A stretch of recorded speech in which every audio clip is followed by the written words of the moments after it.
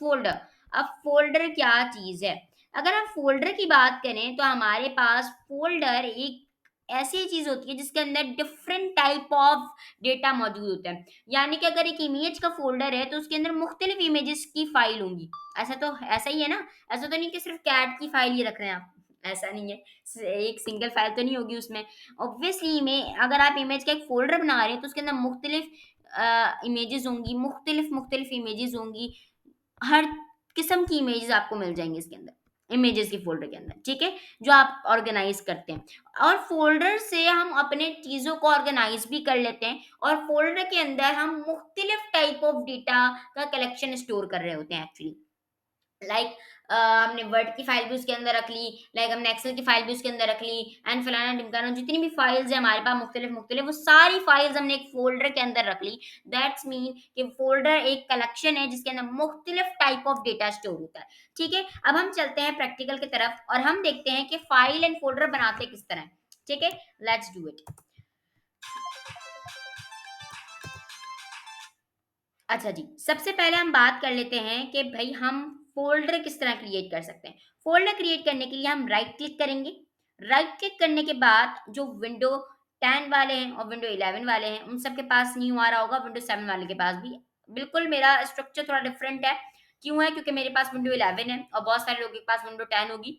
तो don't worry, आप बस न्यू पर जाएँगे एंड यहाँ पर फ़ोल्डर है, ठीक है? यहाँ पर आप फ़ोल्डर पे क्रिएट करेंगे तो आप नाम चेंज कर सकते हैं फ़ोल्डर का। लाइक मैंने नाम रख लिया सीसीयू क्लास कि भैया मेरी सीसीयू की क्लास है। अब आपने नाम को चेंज करना है। लाइक देखिए मैंने यहाँ पर दो ए लगा दिया बल्कि मुझे 2 एस लगाना था। तो अब मैं क्या करूँगा? सबसे पहला तरीका होता है कि भई आप राइट क्लिक करें एंड विंडो 11 में क्या होगा कि आप विंडो 10 में क्या होगा कि आप राइट क्लिक करेंगे तो आपके पास मैं आपको दिखाता हूँ, कहाँ गई सीसीयू की फाइल, फ़ोल्डर गायब हो गई। वाओ! दोबारा क्रिएट कर लेते हैं, डोंट वरी। अच्छा, यहाँ पर हम करते हैं दोबारा से सीसीयू का क्लिक। हम बात कर रहे थे प्रैक्टिकल की, तो प्रैक्टिकल में हमने क्या करा भाई एक सीसीओ का फ़ोल्डर बनाया। अब मैंने क्लास नहीं लिखा, मैं क्लास लिखना भूल गया। अब मैं क्या करूँगा, मैं सिंपली जो है राइट क्लिक करूँगा, विंडो आप विंडो 10 में भी अगर राइट क्लिक करेंगे, तो राइट क्लिक करते ही आपके पास इतना लंबा-चौड़ा सा एक स्ट्रक्चर आ जाएगा। इसके अंदर सबसे सेकंड लास्ट पर आप देखेंगे रीनेम, तो आप इससे रीनेम कर सकते हैं। लाइक मैंने लिख दिया सीसीओ क्लास, ठीक है? अब यहाँ पर देखिए मैंने डबल ए लिख दिया फिर से। अब पहला तरीका तो क्या था कि राइट क्लिक करेंगे तो आपको रीनेम मिल जाएगा। अब दूसरा तरीका ये है कि आप F2 के ऊपर कीबोर्ड के ऊपर देखेंगे ना तो आपको F2 दिखेगा। जब आप F2 को क्लिक करेंगे, तो जब भी आप इसको रीनेम कर सकेंगे। पर देखेंगे किस तरह हम फाइल्स बनाएँगे। फाइल बनाने के लिए हमने राइट क्लिक करना है, न्यू पर जाना है एंड आप यहाँ पर देख सकते हैं, आपके पास भी आ रहा होगा, मुख्तलिफ फाइल क्या आ रहे होंगे। फाइल ये टेक्स्ट डॉक्यूमेंट की फाइल है, या एक्सेल की फाइल है, या हमारे पास पब्लिशर की फाइल है, पावर पॉइंट की फाइल है, एक्सेस की फाइल है, वर्ड की फाइल है और इमेज की फाइल है, मुख्तलिफ फाइल्स आ रही हैं। हम टेक्स्ट डॉक्यूमेंट की बनाते हैं जिसका क्या है नाम डॉट टीएक्सटी दिखा, डॉट टीएक्सटी। अच्छा, आप ये कंप्यूटर में अभी नहीं दिख रहा होगा और आप परेशान, भई ये मेरे कंप्यूटर में क्यों नहीं दिख रहा? अच्छा, फिलहाल मैं इसका नाम अभी चेंज कर रहा हूँ, अनस कर रहा हूँ और अनस डॉट टीएक्सटी आपके सामने लिख रहा हूँ, अनस फिर डॉट टीएक्सटी, ठीक है? मैं यहाँ पर क्या रखता हूँ, नाम F2 करके चेंज कर सकते हैं इसमें। मेरी आवाज़ फिर डबल आ रही है, ऐसा होना नहीं चाहिए वैसे। मैं 1 मिनट सब्र करें। अनस डॉट मैं लिखता हूँ टीएक्सटी, ठीक है? मैंने ns.txt रखा, तो यहाँ पर हमारे पास एक टेक्स्ट डॉक्यूमेंट खुल गया जिसके अंदर अगर हम क्लिक करेंगे, तो ये हमारे पास नोटपैड पे खुलेगा, ठीक है? ये हमारे पास किस पे खुला? नोटपैड पे खुल गया, जिस पे हम लिख सकते हैं। अब आपने एक्सटेंशन खोलने के लिए क्या करना है, आपने आप जो विंडो 10 यूज़र हैं वो सुन लें, यहाँ पर आपके पास होम आ रहा होगा, होम के बराबर में न्यू का व्यू का एक ऑप्शन आ रहा होगा। होम के बराबर में व्यू का ऑप्शन आ रहा होगा, ये लिखा हुआ होगा।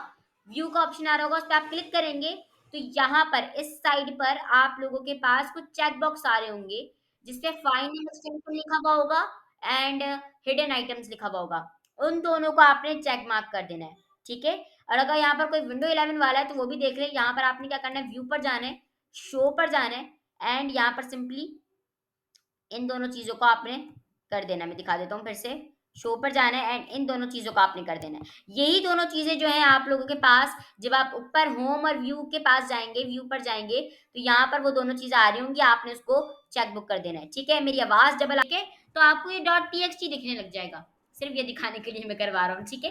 अच्छा, यहाँ पर अगर हम .txt को चेंज करके कुछ भी लिख देंगे, लाइक मैं F2 करता हूँ, मैंने बताया F2 से आप रीनेम कर सकते हैं, तो मैं .txt को चेंज करके .png कर देता हूँ, तो ये क्या करेगा, इमेज की फाइल बन गई। देखिए, गौर से देखिएगा, इमेज की फाइल बन गई। मैं अब इसको चेंज कर कर .mp4 कर दूँगा, तो ये क्या कर देगा? भई क्या कर देगा? ये हमारे पास बन गई वीडियो की फाइल। देन अगर मैं इसको चेंज कर दूँ मैं और इसको चेंज करके mp3 कर दूँ, तो किसकी बन जाएगी भई? ऑडियो की फाइल। बन गई फाइल ऑडियो की। तो भई इस तरीके से हम मुख्तलिफ फाइल्स को क्रिएट कर सकते हैं। अगर ये बात क्लियर